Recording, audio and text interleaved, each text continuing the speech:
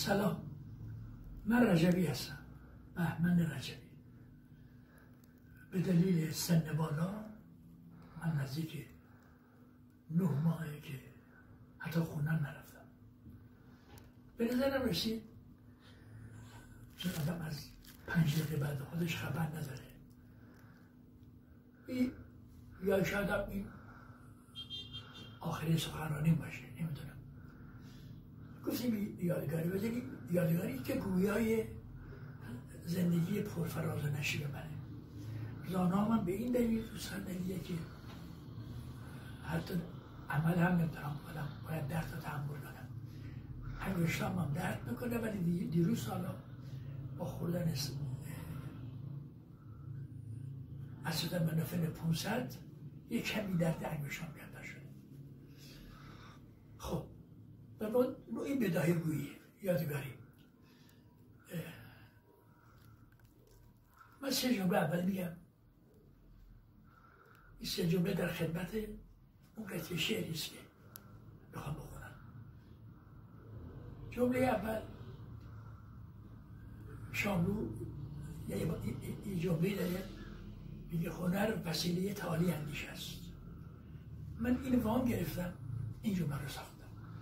هنر وسیله تعالی اندیشه است و آنگاه تجلی آن تعالی در رفتار و گفتار و کردار و نوشتار.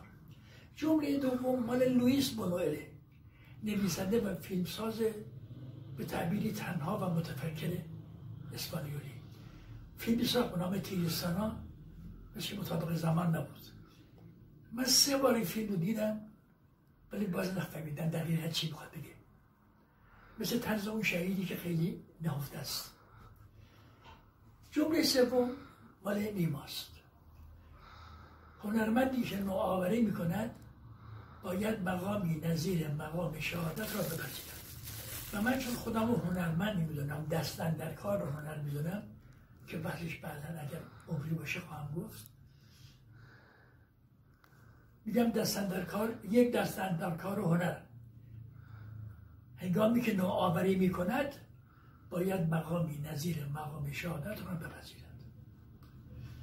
اینا مقدمی بود که برای اون شعری که شعر نوعی که من 6 سال بیمارستان بودم. البته مرخص شدم ولی هنوز بقایای اون مرض در من هست. شخصی به اتاق اضافه شد که منو میشناخت. فریدون کاووسی‌فر، سرطان داشت، مرد. اومد جلو، سلام علیک کردیم. گفت رجبی، من آوازه تو رو زیاد شنیدم و از نوآوریاتم خبر دارم. یه شعری ساختم، شعر نو که گویای زندگی شما بشه.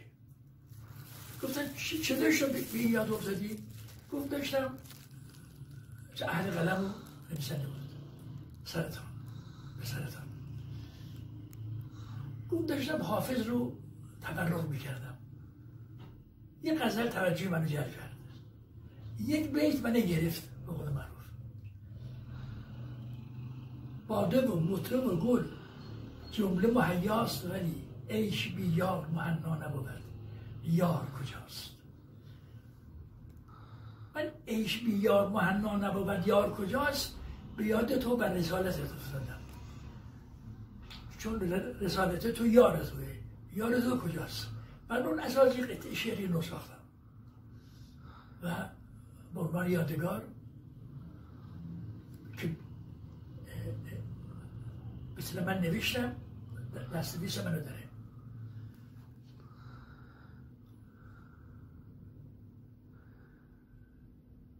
در دوردست دور، در شهر سوتوکور، آنجا که باغ عاطفه آتش گرفته بود، آنجا که باد قحطی انسان وزیده بود، مردی نشسته بود تنها و خسته جان، گم کرده کاروان، تنها تر از درخت تک افتاده کویر.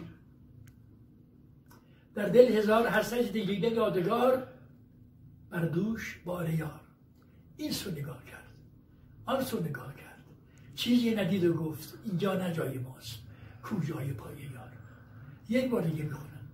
در دوردست دور در شهر سوتوکور، آنجا که باغ عاطفه آتش گرفته بود، آنجا که باد قحطی انسان وزیده بود، مردی نشسته بود تنها و خسته جان، گم کرده کارمان، تنها تر از درخت تک افتاده کبیر.